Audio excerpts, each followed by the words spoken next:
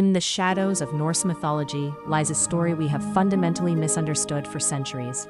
The tale of Fenrir, the great wolf destined to devour the sun itself and bring about the end of all things, is not a simple narrative of good versus evil. Instead, it is a tragedy rooted in divine paranoia, betrayal, and a self-fulfilling prophecy that the gods themselves created. To understand this story properly, we must begin at the beginning. Fenrir was not a monster but a pup, a loyal companion born of Loki and the giantess Angerboda. The Aesir, the ruling gods of Asgard, learned of a prophecy that this wolf would one day grow so large and powerful that he would bring about Ragnarok, the end of all worlds. But here is what we must understand. At his birth, Fenrir was not evil.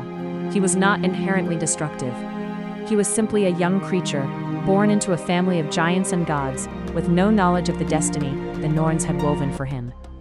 The gods, however, could not accept this uncertainty. They could not look upon a creature and see only what it was in that moment. Instead, they saw only what it might become, and their fear drove them to action. This is where the tragedy truly begins. The Aesir decided that they could not allow Fenrir to grow unchecked. They brought him to Asgard, the realm of the gods, and there they attempted to raise him, to control him, and ultimately to bind him. But their methods were not born of wisdom or justice. They were born of fear. One of the gods, Tyr, approached Fenrir with what appeared to be a game. He proposed that the wolf test his strength against magical bindings. One by one, they brought forth chains and enchantments, each designed to restrain the growing beast. The first binding, lading, was tested and broken. The second, dromi, met the same fate.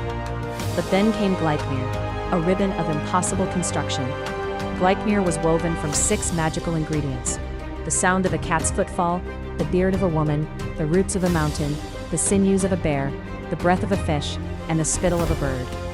This binding was different. It was not crude iron or simple enchantment. It was the product of the dwarves' greatest craft, something that appeared harmless, almost playful, yet contained power beyond measure. Here is the cruelest part of this story. Fenrir agreed to be bound by Gleipnir, but only under one condition. He demanded that one of the gods place his hand in the wolf's mouth as a pledge of good faith. This was not the demand of a monster seeking to consume.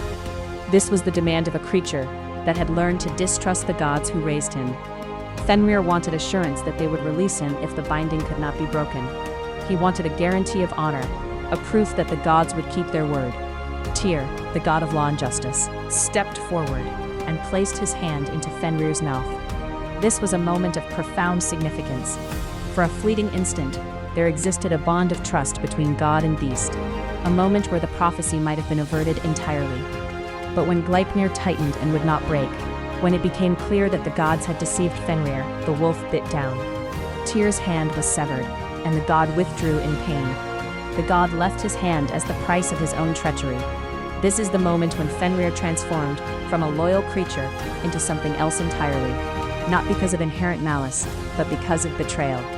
The gods, in their paranoia, had manufactured the very monster they feared. They had taken a young wolf who had trusted them and twisted him through deception into the beast of the prophecy. From that moment forward, Fenrir grew in rage and despair.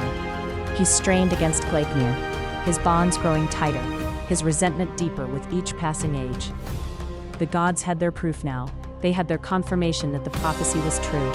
Fenrir would indeed bring about the end of all things, but they had created this reality through their own actions.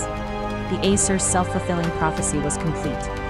They had seen a threat in the future, and through their paranoia and cruelty, had ensured that threat would manifest. The lesson here is profound and unsettling. We often fear what we do not understand, what we cannot control, what the future might bring. And in our fear, we sometimes create the very disasters we seek to prevent. Fenrir's story is not one of inevitable destiny. It is a story of choices made in fear. It is a story of trust broken, of a young creature destroyed not by his nature, but by the choices of those who held power over him. The gods looked at Fenrir and saw only the monster he would become, never seeing the loyal companion he actually was.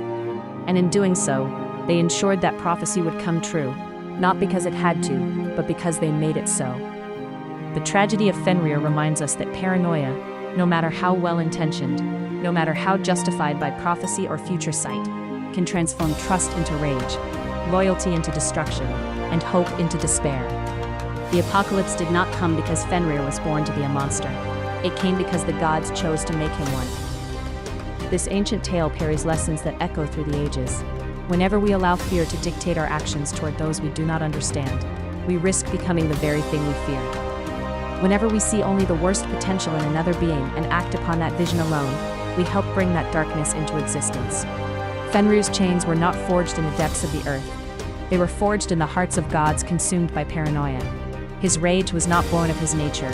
It was born of the moment when trust was shattered on the altar of divine fear. In telling this story, we are reminded that prophecy is not destiny. It is a warning, a possibility, a path that can be chosen or rejected. The gods chose wrong. They chose fear over trust, control over compassion, and in doing so they wrote the very apocalypse they sought to prevent. If you like mythology, like and subscribe.